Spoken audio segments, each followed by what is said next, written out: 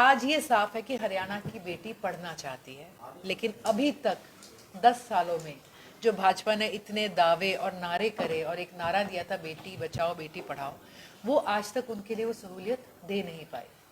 हमें जब हम गए तो महिलाओं में जब हम उतरते थे तो प्रमुख मुद्दा उसके अंदर महिलाओं का उतरते ही होता था कि बहन जी हमारे बेटे के लिए रोजगार, हमारे बच्चे के लिए रोजगार। आज हम ये नहीं कह सकते कि बेटे के लिए रोजगार। आज हमारी बेटियां पूरी तरह से सक्षम होकर कंधे से कंधा मिलाकर बराबर की एजुकेशन ले रही हैं। तो आज तो हम समझते हैं हमारी एक तरफ जहां जॉब की डिमांड, नौकरी की ज़रूरत डबल होती चली जा रही है, भाजपा सरकार के अंदर हरियाणा जो कई सालों से पिछले बेरोजगारी में नंबर 1 का पदक जीत के आ रहा है, आज उसका असर हमें ग्राउंड पे देखने को मिला। हम एक इलाके से गुजर रहे थे यमुनानगर जगाधरी साइड, तो 2 विधानसभाओं के बीच में जब हमें समय मिला तो हम एक रोड साइड बहुत बड़ा एक कैफ़े होटल काइंड्स था, हमने वहाँ बैठकर चाय पीने लगे तो मालिक निकल कर आ गए। उन्होंने आते ही बोला कि क्या चल रहा है, आम आदमी पार्टी को देख के उन्होंने चर्चा करी। तो उन्होंने कहा बहन जी मैं एक इतने बड़े बिजनेस का मालिक हूँ, हमारे पास इतनी ज़मीन भी है, हम वेल टू डू हैं और एक बेटा है, लेकिन दुख की बात यह है कि आज मेरा वो एक बेटा भी हिंदुस्तान नहीं रहना चाहता। मैं 50 आदमियों को नौकरी दे रहा हूँ, मैंने अपने बेटे को ये कोर्स कराया था, मैंने सोचा था वो 200 को नौकरी देगा, लेकिन मेरा बेटा अड़ के जिद में आके आज वो कनाडा में कर रहा है आगे का काम और हमें लगता है वहीं सेटल होएगा।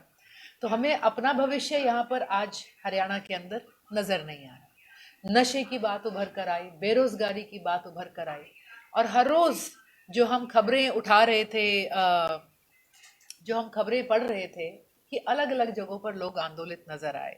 तो महिलाओं का जो एक मुद्दा था, महिलाओं की सिक्योरिटी को लेके मुद्दा था, बेटियों की सिक्योरिटी को लेके जो मुद्दे थे, तो आज हम समझते हैं कि भाजपा सरकार ने हर वर्ग को कहीं ना कहीं नारे दिए, वादे दिए, पर इनका कोई वादा पूरा करने का इरादा नहीं था।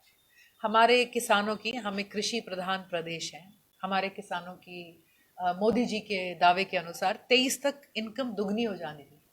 हम जहाँ भी गए हमने पूछा कि आपकी इनकम दुगनी हो गई, 2 करोड़ नौकरियां मिलनी थी, हमने युवाओं से पूछा कि कितनी नौकरियां मिली।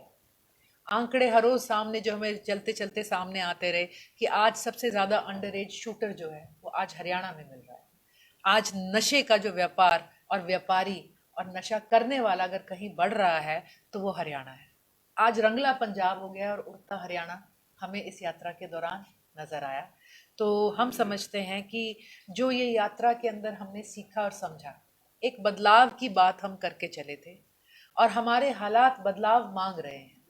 और उससे भी बड़ी बात, आज हरियाणा की जनता और ख़ास तौर पर महिलाओं में हमें उस बदलाव की जो है एक उत्सुकता डेफिनेटली नज़र आई, जो हम समझते हैं कि समापन के बाद अब पार्टी जनवरी में जो अपना अगला कार्यक्रम लेके आएगी, तो उससे हमारी मोबिलिटी, हमारी मोबिलाइजेशन, हमारी उपस्थिति और हमारा एजेंडा और भी स्ट्रांग होकर आगे आएंगे।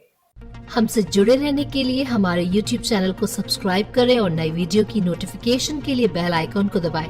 अगर आप ये वीडियो Facebook पर देख रहे हैं तो लाइक जरूर करें और ज्यादा से ज्यादा शेयर करें। धन्यवाद।